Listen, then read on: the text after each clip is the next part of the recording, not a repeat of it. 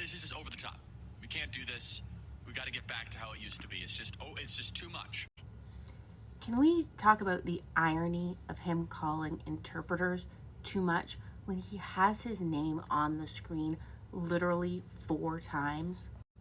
Let's go back and watch the full clip and see what else he has to say.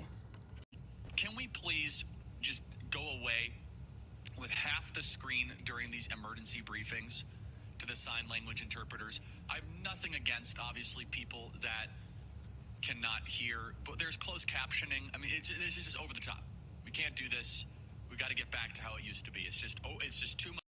So what he doesn't realize, and he's not the only one, a lot of people are guilty of the same assumption, is that ASL and English are separate languages. So relying on captions or subtitles alone is often not enough for people, especially in emergency situations.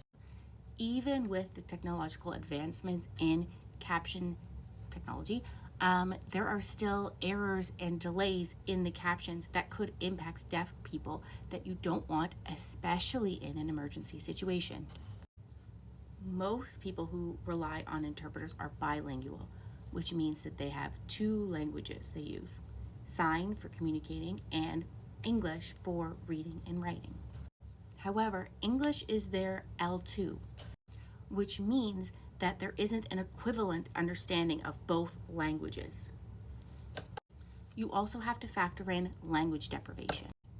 Because of the different approaches to deaf education throughout the years and even today, the focus has always been on speaking and listening and making sure the English is correct without making sure the understanding behind the English words is there. So maybe they can read and write perfectly well, but do they comprehend? There are also deaf people with a strong understanding of English, of course. But in an emergency situation like the fires, you don't want people to struggle to understand. It's not about one or the other, both. Provide captions, provide interpreters to make sure people get to safety. If you don't like it, if you find the interpreter distracting, don't look.